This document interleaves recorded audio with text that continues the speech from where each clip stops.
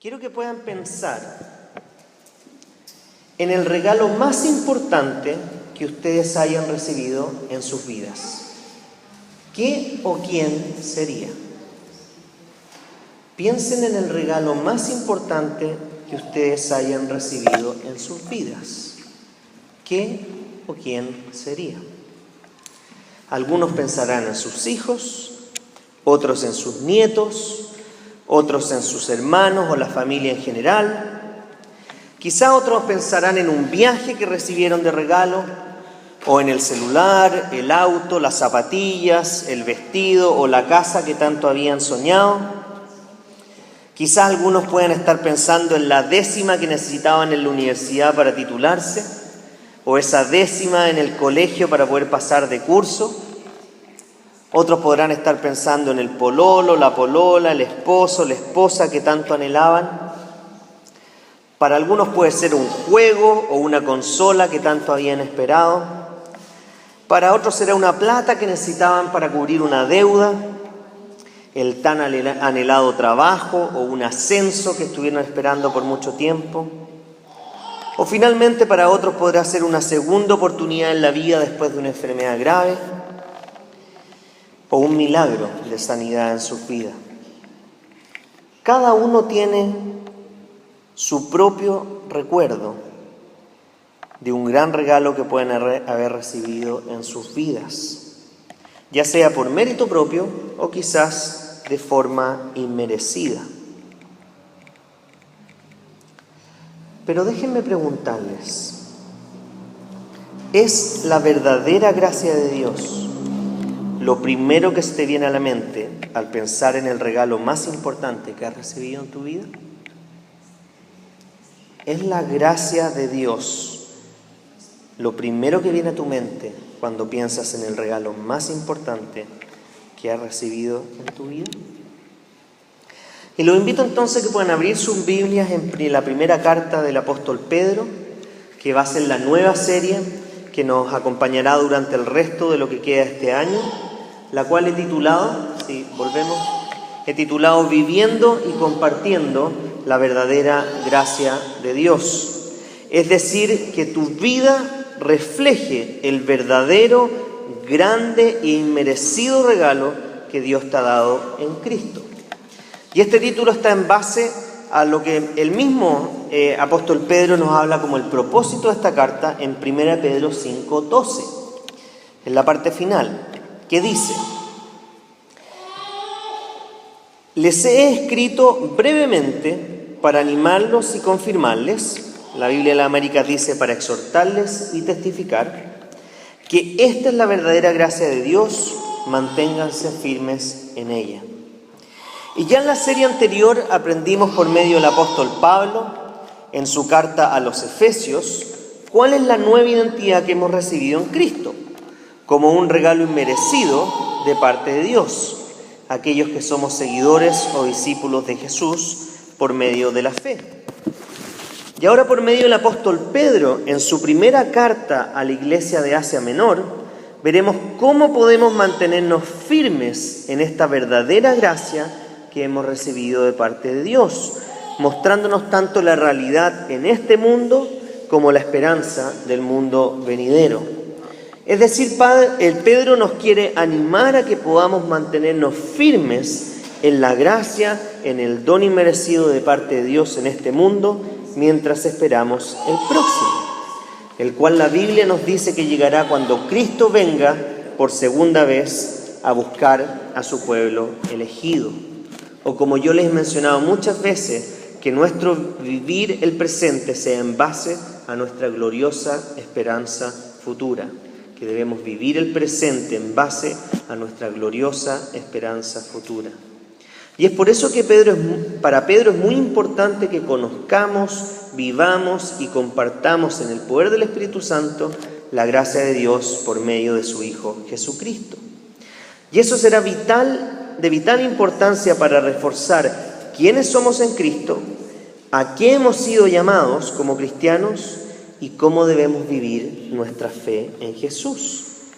En medio de un mundo que no está dispuesto ni a reconocer, ni a recibir, ni vivir bajo la gracia de Dios, sino muy por el contrario. Este mundo se centra en los méritos propios, desconociendo el obrar de Dios en sus vidas. Por otro lado, tenemos iglesias que le imponen y exigen cosas a sus fieles que Dios no ha mandado, y les prometen cosas que Dios no ha prometido, pretendiendo vivir como si hoy tuviéramos la plenitud del cielo en la tierra, lo cual representa una serie de formas de lo que la Biblia habla de legalismos o abusos de la gracia, donde ambos extremos no representan la verdadera gracia de Dios descrita en las Escrituras. Ya que si tengo un mal entendimiento de este mundo y del venidero, inevitablemente voy a caer en buscar la plenitud en cosas temporales y no eternas, o desear cosas eternas que no puedo recibir en este mundo, lo cual me llevará a vivir una vida de frustración y no de gozo como Dios espera para nosotros. Por lo que les vuelvo a preguntar, ¿cuál es el regalo más importante que ustedes han recibido? ¿Es la verdadera gracia de Dios o alguna otra cosa o persona? Además, vivimos en una cultura que evita el sufrimiento a toda costa, llegando incluso a culpar a Dios por nuestra negligencia y desobediencia al plan que Él estableció para nosotros, sin darnos cuenta de que nuestra rebeldía ha llevado al mundo a todo lo que vemos hoy día en el plano físico, natural, social, familiar, mental, moral. Pero Pedro nos animará a permanecer firmes en la gracia en medio del sufrimiento, sin evitarlo, ni tampoco buscarlo, sino que aceptarlo como parte de la vida cristiana. Entonces, así como nuestro lema es compartir que Jesús es nuestro único tesoro, lo cual asume que debemos conocer y vivir como si Jesús fuera nuestro único tesoro, el apóstol Pedro desea tres cosas. Desea que conozcamos la verdadera gracia de Dios por medio de Cristo, que nos mantengamos firmes en esa gracia por el Espíritu Santo y así podamos compartir la verdadera gracia de Dios con todos aquellos que tanto la necesitan y que no se dan cuenta de esa necesidad. Por lo tanto, en esta primera carta de Pedro veremos por un lado que en esta tierra hay pruebas que nos van a fortalecer, eso está en 1 Pedro 1, del 6 al 7. Hay sufrimientos que aún debemos soportar por Cristo, eso está en el 4:1 y el 14. Tentaciones que debemos resistir, eso está en el 5, del 8 al 9. Hay estilos y formas de pensar que debemos olvidar, eso está en el 1, 14 y 18, como está ahí en la pantalla. Y hay personas a las que debemos amar incluso si nos odian. Y eso lo podemos encontrar en el 2:20, 3:14 y 17. Pero por otro lado veremos que tenemos una herencia indestructible, incontaminada e inmarchitable, descrita como la revelación de Jesús, de su gracia y de su gloria, que aún esperamos la manifestación de su salvación y su gloria eterna. Todo lo cual es parte de la gracia o regalo inmerecido de parte de Dios. ¿Se fijan? La realidad de cómo es nuestra vida en este mundo, la realidad de lo que es el mundo venidero y que es lo que nos espera. Por lo tanto, el mayor regalo que hemos recibido en nuestra vida es Dios mismo, lo cual trae como consecuencia todo lo que veremos en esta desafiante primera carta del apóstol Pedro. Entonces me gustaría comenzar donde la carta comienza y donde esta carta también termina, hablando un poco del autor de este libro, de la audiencia a la que está dirigida y el propósito por el cual fue escrita. Todo esto en 1 Pedro 1, del 1 al 2, que espero que mantengan abierto, y el 5, del 2 al 14, al cual vamos a estar haciendo referencia también. Pero antes de seguir, y como ustedes saben, no es mi costumbre, déjenme dejarlo con 3 preguntas que quiero que tengan en mente antes de orar.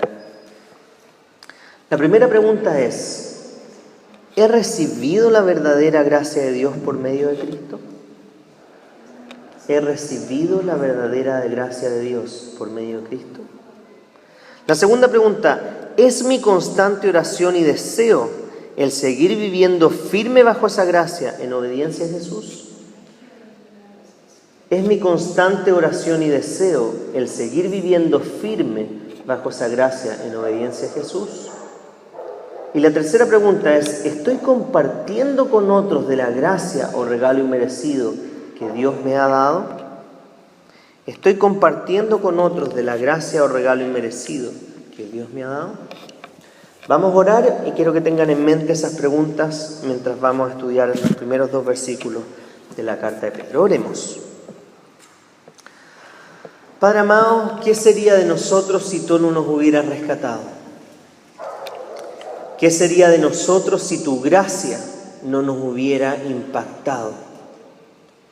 Te pedimos, Señor, que seas tú siguiendo, obrando en nuestra vida para que permanezcamos firmes en el regalo, en la gracia que tú nos has dado sin merecerlo.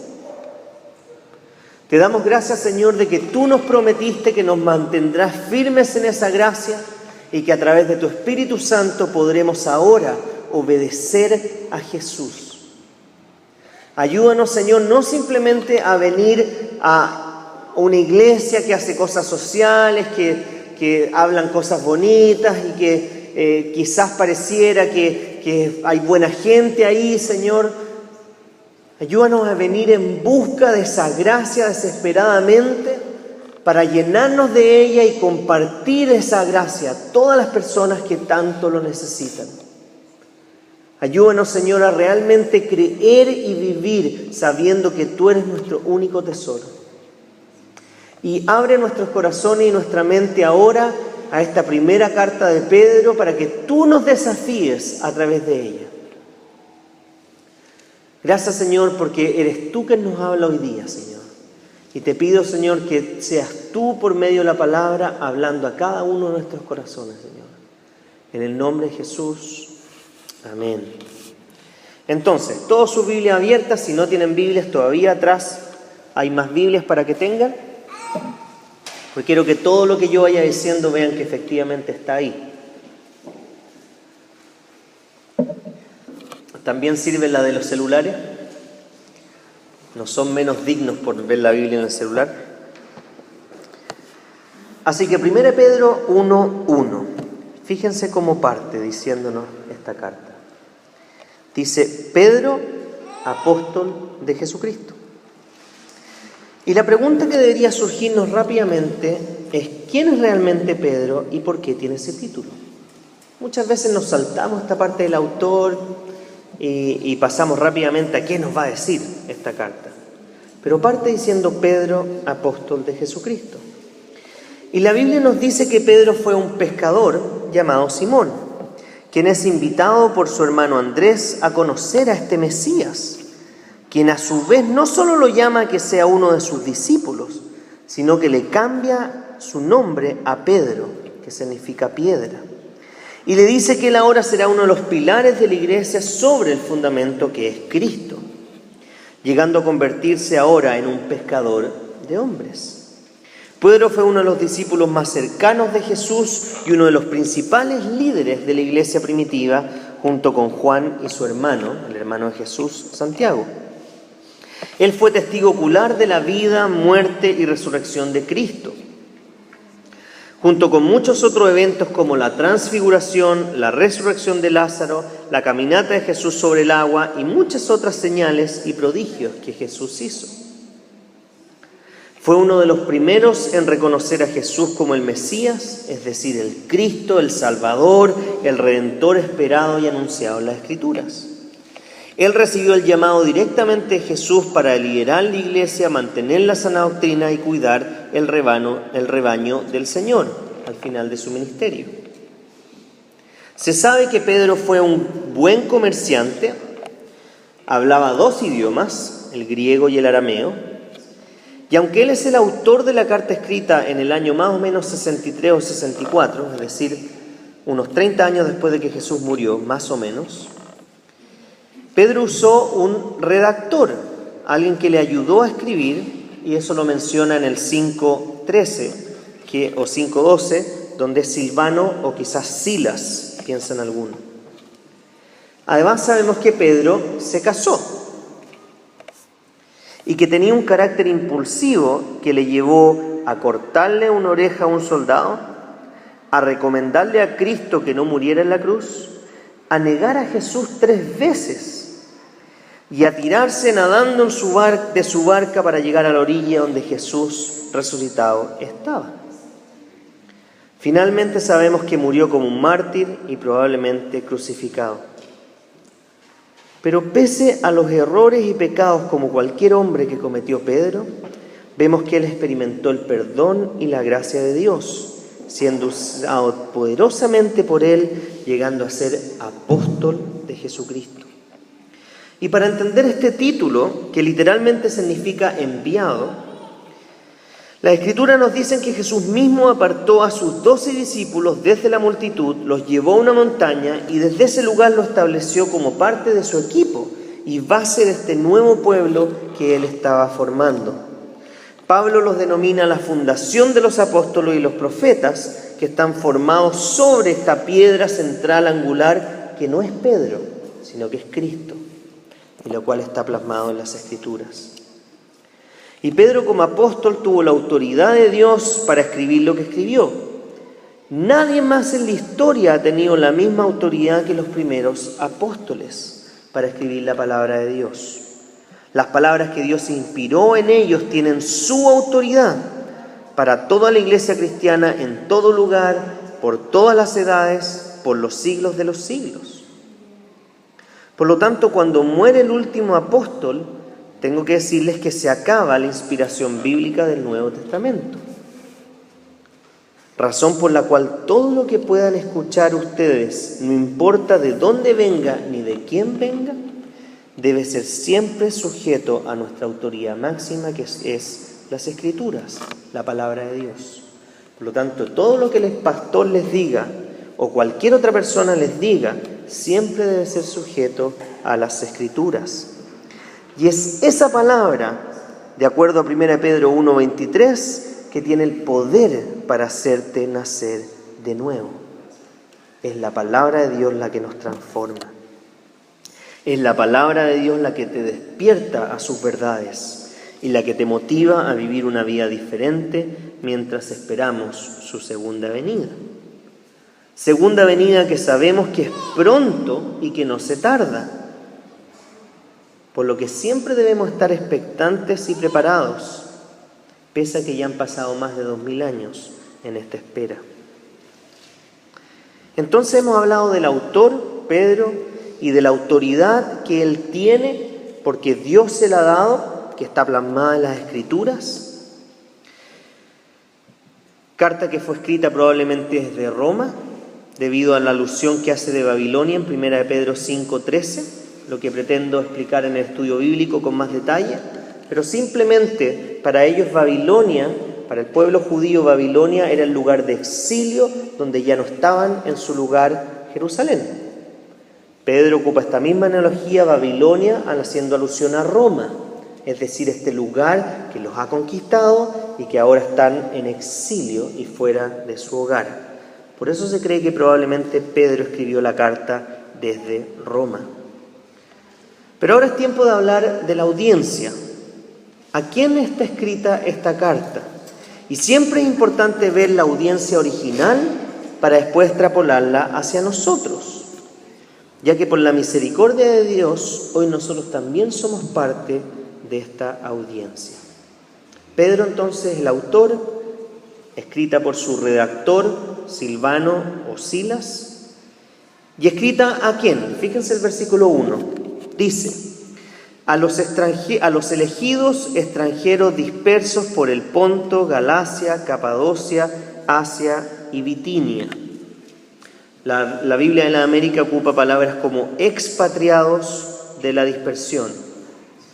Es decir, Pedro le está escribiendo primero a la iglesia dispersa en lo que hoy sería la Turquía moderna, cerca de Éfeso, que es donde está ubicado Pontus, Galacia, Capadocia, Asia y Betania. Tengo un mapita.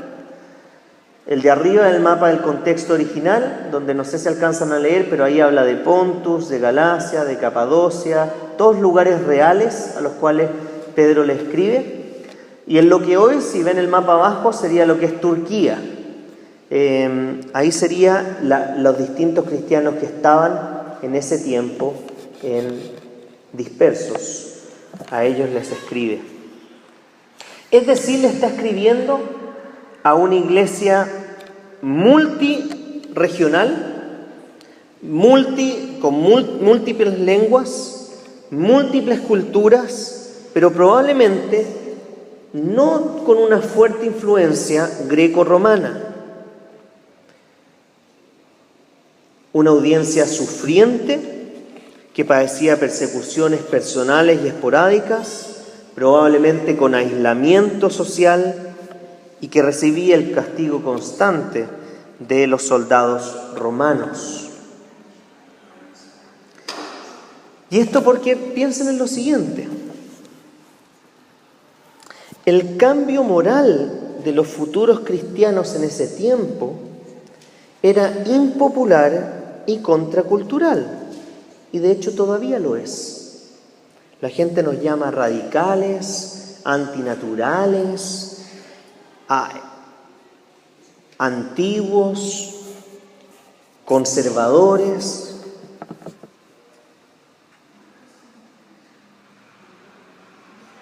Ya que nuestra devoción principal siempre será Jesús, dejando de lado cualquier otra devoción, lo cual inevitablemente genera conflictos. Además, el cristiano de ese tiempo se excluía radicalmente de las actividades paganas para no deshonrar a Dios, ya que si ellos iban a una comida, podía ser que esa comida estuviera siendo sacrificada para ídolos. Es decir, esos animales se sacrificaban para adorar a otros dioses. Por lo tanto, ellos debían excluirse de eso para justamente no deshonrar a Dios y no ser de tropiezo para los hermanos nuevos o débiles en la fe, los que les podía generar cierto aislamiento. Además de que hoy día vemos que muchas veces a los cristianos se les aísla, porque no es que tú no crees lo mismo, que tú no participas de estas cosas, etcétera, etcétera, etcétera. Por lo tanto, no es muy diferente lo que ellos podían estar viviendo de lo que nosotros podemos vivir hoy día. Por otra parte, todas las enseñanzas de la Biblia son contraculturales, porque lo natural en el hombre y la mujer después de Génesis 3 es todo lo que se revela contra Dios. Por lo tanto, todo lo que es contrario a Dios podría parecer natural en nosotros. Pero frente a todas estas aflicciones, Pedro nos dirá que es parte de nuestra vida cristiana, eso en 1 Pedro 1, del 6 al 7 y 4 al 12, y que ésta debe vivirse siendo consciente del sufrimiento venal, que debemos aprender a adorar a Dios en medio de este sufrimiento, porque el sufrimiento tiene el propósito de santificarnos y hacernos testigos de su gloria y traer gozo en nosotros, lo cual es contracultural. Pero de eso nos va a estar hablando 1 Pedro también. Ahora traten de pensar que Pedro tiene en mente lo que hoy día sería lo más cercano a un cristiano viviendo en un mundo musulmán.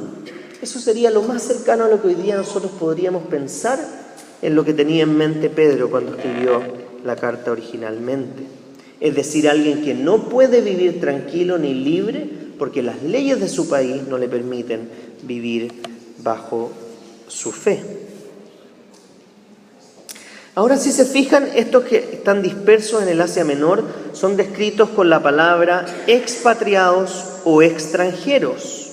En otras partes de la carta usará peregrinos llamados a vivir de manera diferente en este mundo.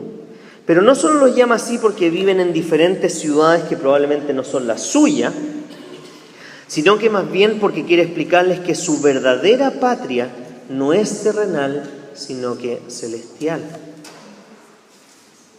Por lo tanto, Pedro le está diciendo con esta palabra expatriados, dispersos, lo que nos está diciendo es que tanto ellos como nosotros no estamos en nuestra casa. No hemos llegado a nuestro hogar aún. Y es por eso que el resto de la carta nos dirá cómo debemos vivir los cristianos mientras aún no estamos en nuestro verdadero hogar, que es el cielo. Ahora, el problema del cristianismo actual en nuestra sociedad es que desea vivir en este mundo como si ya estuviera en su hogar en el cielo. Nuestro entorno, las comodidades que tenemos, el acceso a las cosas materiales de forma rápida, el futuro al que podemos acceder con la educación, los sueños que nos imponen en la publicidad, los diferentes juguetes tecnológicos que aparecen día a día, las diversiones y diferentes tentaciones nos hacen sentir cómodos, como si ya estuviéramos en nuestro hogar definitivo. Y por eso nos esforzamos tanto por hacer de esta vida lo mejor, entre comillas, posible, con todo lo que es temporal y pasajero. Pero nos olvidamos, lo que nos dice Pedro es que estamos de pasada y que nuestro hogar verdadero está en el cielo. Por eso Pedro nos va a desafiar en nuestra forma de pensar y en nuestro estilo de vida, mostrándonos que este no es nuestro hogar o patria, sino que nuestra patria es celestial y nuestro verdadero hogar está en el cielo. Pedro lo dirá de esta forma: quiere que veamos estos días como un poco de tiempo antes de que lleguemos a la gloria eterna, a nuestro Dios, el pastor de las ovejas, viendo esta revelación completa de la gloria de Jesús y viviendo en esta herencia que es imposible de destruir, ensuciar y perder. Entonces fíjense que lo que Pedro quiere hacer es cambiar la forma en que vivimos hoy y la forma en que pensamos en el futuro, asumiendo que somos extranjeros y peregrinos en este mundo. No estamos todavía en nuestro hogar final. Por lo que no debería extrañarnos que algunas veces nos sintamos incómodos en este mundo, porque la mayor comodidad y gozo pleno solo lo sentiremos cuando estemos a gusto, cómodos y tranquilos, cuando estemos cara a cara frente a Él. Pero hoy, por medio de la oración, podemos experimentar en parte eso por medio de su palabra. Ahora, si se fijan en el versículo 2, veremos el gran regalo, la maravillosa gracia, la tremenda obra del Dios Trino hacia nosotros, donde el apóstol Pedro define quiénes somos y a qué hemos sido llamados en solo un versículo. Fíjense lo que dice. Parte hablándonos de lo elegido en el versículo 1, que según la previsión de Dios el Padre, o la Biblia en las Américas dice según el previo conocimiento de Dios Padre, mediante la obra santificadora del Espíritu, para obedecer a Jesucristo, ser redimidos por su sangre, y finalmente dice que abunden en ustedes la gracia y la paz. Es decir, estos versículos nos están diciendo que Dios Padre, antes de que el mundo existiera, en base a su inmensa sabiduría y autoridad, decidió antes de que nosotros pudiéramos hacer o pensar cualquier cosa, elegirnos para ser parte de su pueblo, su familia y su reino. Ya que parte de nuestra identidad en Cristo, como ya vimos en la serie anterior del libro de Efesios, es que somos elegidos. Somos salvos, somos redimidos, somos rescatados, somos predestinados por gracia mediante la fe. Y esta palabra elegidos tiene una tremenda connotación, ya que en el Antiguo Testamento había solo un pueblo que era elegido por Dios dentro de todos los pueblos de la tierra, lo que era el pueblo de Israel, los judíos.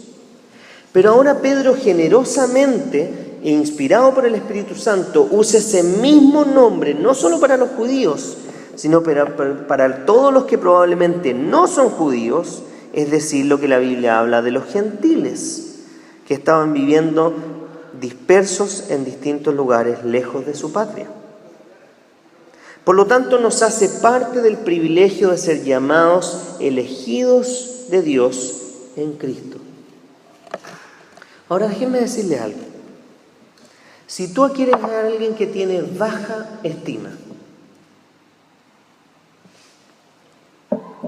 Si tú eres alguien aquí que tiene baja estima de sí mismo, déjame decirte que aunque sientas que no eres especial para nadie más, Dios te eligió antes de la fundación del mundo, por lo que al menos puedes estar seguro que para Él eres alguien especial.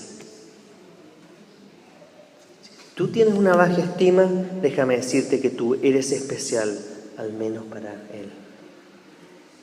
Ahora, si por el contrario tú eres alguien que tiene una estima más alta de ti mismo, déjame decirte que esa elección fue antes de que pudieras hacer cualquier cosa, por lo que no hay ningún mérito en ti, ya que aún tu respuesta de fe al llamado de Dios fue por gracia y en su poder. Y ese es el mayor regalo que puedas haber recibido sin merecerlo.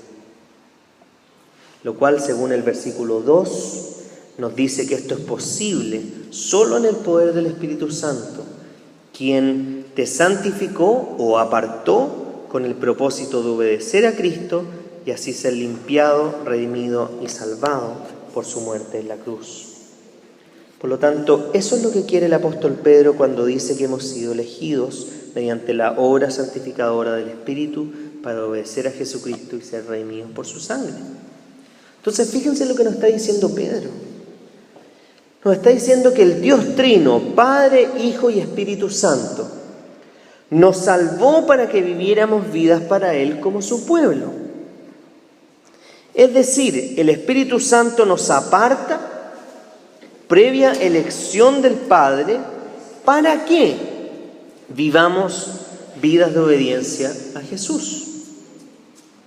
Fíjate cómo el apóstol Pedro responde de manera tan simple y enfática a la pregunta: ¿qué espera Dios de mí? ¿Se han hecho esa pregunta alguna vez? ¿Sí? ¿Se han hecho esa pregunta alguna vez? ¿Qué espera Dios de mí? ¿Cuál es su propósito en mi vida? ¿Para qué me llamó? Bueno, Pedro lo dice de manera muy simple y clara. Él nos llamó para obedecer a Jesús. Eso es lo que Dios espera de mí. Eso es lo que Él está haciendo en mí, ya que es Dios quien me elige, el Espíritu me aparta y me transforma por medio de la palabra para que mediante su muerte y resurrección, es decir, del Evangelio, yo pueda obedecer a Jesús. Entonces, ¿cuál es el objetivo como cristiano? La obediencia a Jesús. Si eres cristiano, has sido creado por el Espíritu Santo para obedecer a Jesús en todas las áreas de tu vida.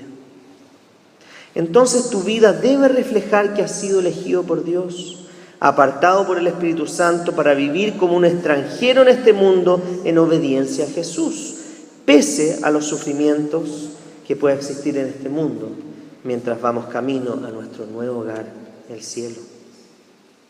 Y lo más impresionante es que todo esto lo dice el apóstol Pedro, quien pese de haber negado 3 veces a Jesús y haber pecado durante su vida, experimentó la verdadera gracia de Dios y la transformación de su corazón, que lo llevó a anunciar las virtudes de aquel que lo sacó de las tinieblas a su luz admirable, como nos dice 1 Pedro 2:9.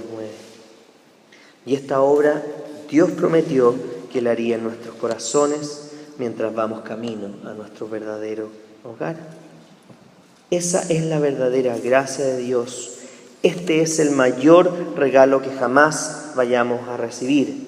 Es decir, que Dios Padre nos haya elegido antes de la creación del mundo, que el Espíritu nos haya apartado y nos siga transformando para que mediante el Evangelio podamos vivir vidas de obediencia a Él, llenas de gracia y paz en el Señor.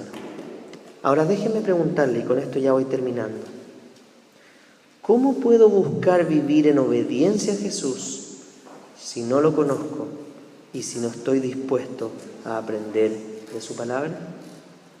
¿Cómo puedo vivir en obediencia a Jesús si no lo conozco y no estoy con un corazón dispuesto a aprender de su palabra?